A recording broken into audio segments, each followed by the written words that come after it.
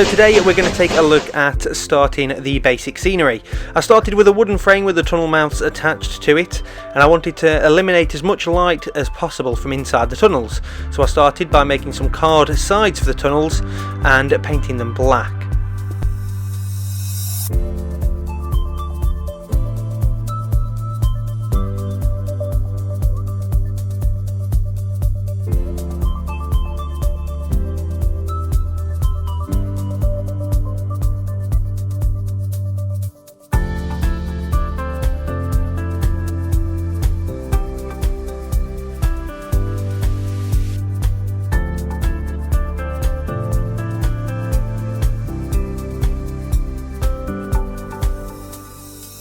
I painted the inside of the tunnel mouths. Although this will be ballasted, it helps add to the illusion of a darker, longer tunnel. The tunnels are only as short as they lead to the fiddle yard, so it needed a little bit extra just to give that illusion of a darker tunnel.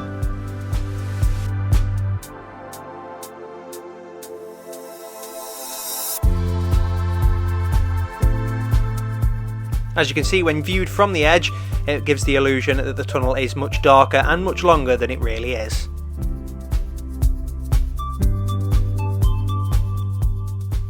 I then wanted to start forming the hillside and the cutting of which the tunnels sit in. So I started by making the edge of the hillside, the rough shape out of card, and affixing it to the side of the baseboard.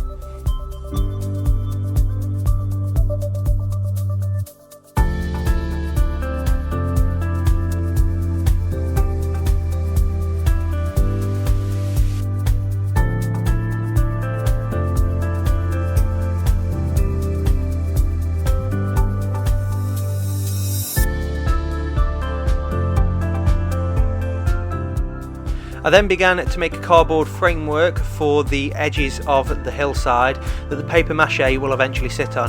This is the same way I did the cutting in the previous video, the link of which you can find on the top right of your screen.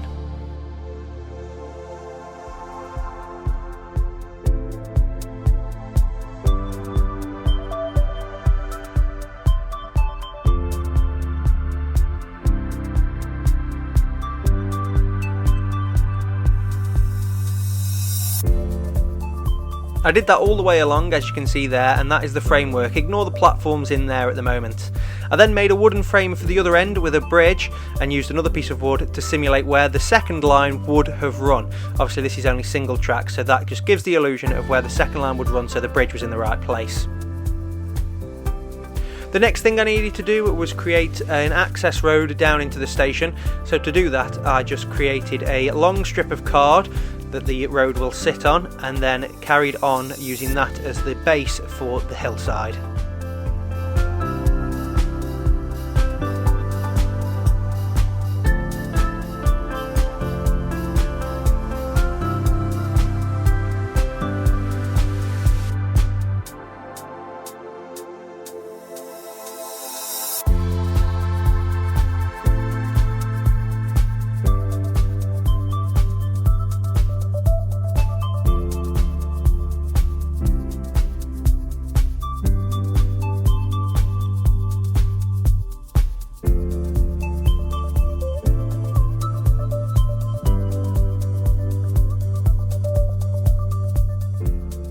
After I'd created the card shape for the hillside the same way as I'd done before, it was then to move on to the paper mache. I used a 50% mix of water and PVA glue with a dash of washing up liquid to break the surface tension up. As you can see then, I just soaked the newspaper and laid it over the framework. This is a messy job, and it does mean you need to clean your track quite extensively after, but it gives a nice, easy, cheap, effective way of building a hillside.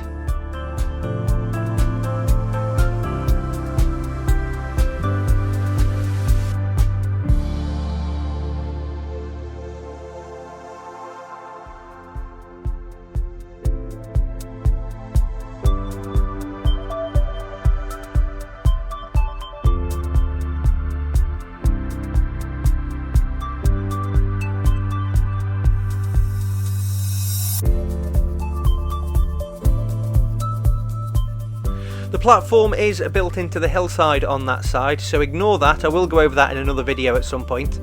but I carried this on across the whole length of the layout. As you can see, for this layout it is quite a long process as there's a lot of hillsides.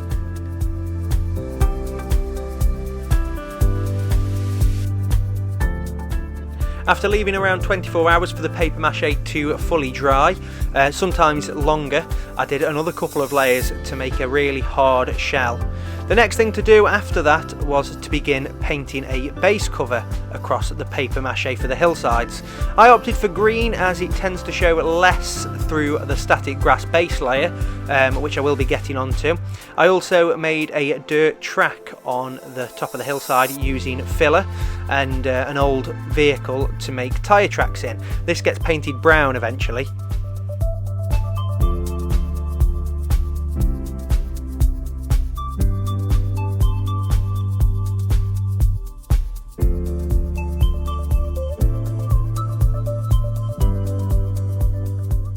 I then used brown on the dirt track and also merged where the edge of the grass will be with other parts of the terrain. I used brown there where you would naturally have thinner grass because it doesn't matter so much if brown shows through, as it acts as like a dirt base layer.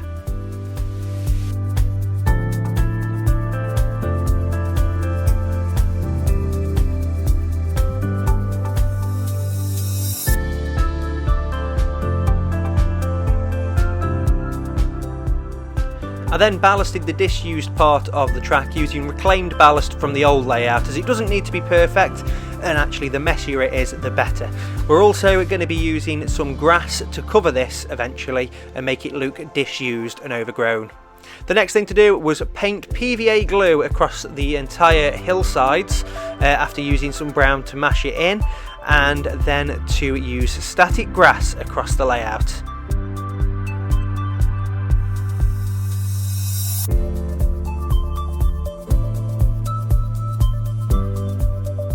This is only a base layer of static grass, so it doesn't matter too much, and I will be covering layering the layers of grass up and detailing the hillsides in more detail eventually.